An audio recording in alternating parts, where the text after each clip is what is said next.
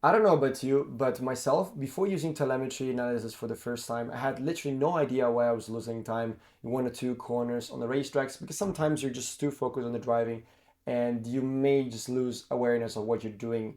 And even if you looked at video, you couldn't really tell what you were doing with your pedals, with your turning points, etc. So I remember this day, I just like kept losing in the last corner of Renato, and I was like to my mechanic, listen, I don't get it. Like every time I get on the gas, I lose the front. I get pushed from the back, and I have no front. I just have understeer, and I even though I go on the gas early in the others, I lose on the straights. So I was like, how can it be? Like, is that the chassis problem? Is that an engine problem? What's wrong? And he was like, are you losing time just in that corner? Like, are you having understeer just in that corner or everywhere? Is that a trend? No, it's like, oh, it's no, it's perfect. The chassis is perfect everywhere else. I'm just losing there. And then we were just like, all right, let's look at videos. And from the video, we were like, yeah, I see you get on the gas and you get push understeer. It was like, yeah, but it's strange. It's just in this corner. How come? Then we looked at data, and I was like, okay, what is this? Like, just help me. And we were looking at data with a data guy, and it's like, all right, so yes, you go on the gas very early, but you get a worse exit. I was like, yeah, you see, I get on the gas early and I get worse exit. It was like, yeah, wait a second. You go on the gas early, but you go on the gas too early.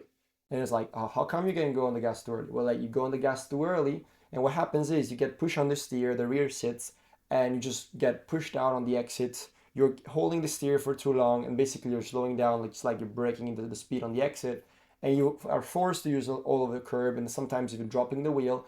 And so even though you get a first blip of pickup of speed, you catch the others a little bit, but then because you have too much steering wheel, then you lose down the straight because then obviously you're scrubbing speed in the final phase of the exit. And I was, oh, so you mean like that's my fault?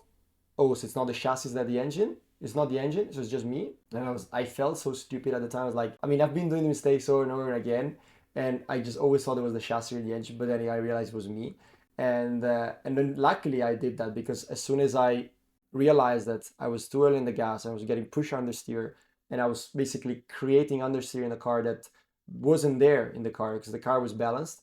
I was like, okay, well, I tried on the track and just I was like patiently waiting a little bit and then got on the gas, like letting it roll a little bit, like holding the brakes and letting it roll and get on the gas. Then I instantly improved, and my lap time just got down like 1.5 tenths or so, and it was massive improvements that helped me to win races there, not too many times. So I remember still these days, and I was like, wow, just this is just my personal opinion, but I wanted to also hear about yours. If you had some eureka moments where you're like, wow, I tried telemetry analysis, it changed completely my lap times. Because as I said, like even in this case, I thought I was doing everything right. I thought I was just perfect. I didn't even think, by the way, that at that age, I think I was 12 or 13, I can't remember.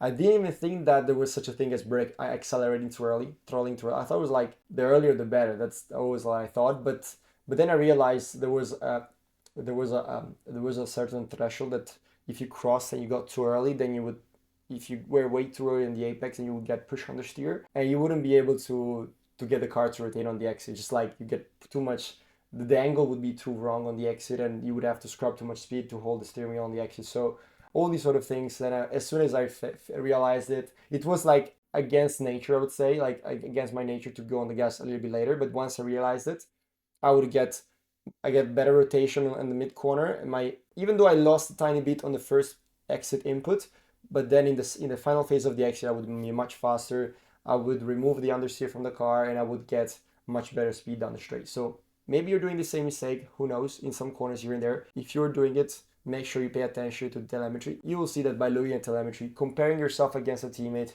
you understand. That day I compared myself against a teammate, and even though I was faster throughout most of the lap, yeah, it was just faster in that corner, and I was like, oh, they can't be. And I was like, oh, but he's going later on the gas. And when I realized it, I was like, how come he's going later on the gas, but he gets a better exit, and he seems like he has less steering angle? Well, it's because I was inducing understeer with my driving style. So it happens so many times, guys. It happens even to the best drivers in the world, even F1 drivers. So that's why they, even though they are Formula One, like even Verstappen, Leclerc, Norris, they all look at telemetry from session to session, because even they're so good, they all realize that they can get better. They can always be a couple of corners, 1, 2 corners, they can improve a little bit. So you should have the same mindset, and you should apply telemetry analysis the next time you're going on the track, and you should have it like a religion. Like it has to be data-driven, data-centric, that you follow it very precisely and looking at it at every session so that you know, even when you're fast, why you're fast, even when you're slow, why you're slow. So you know when you're in difficult times, when you're like struggling in a session, you're like 2, 3, 4 tenths off and you don't know why you're off. Looking at the data compared to yourself, but also compared to your teammates, you will always be able to judge what's wrong and fix so that you can get faster next time around.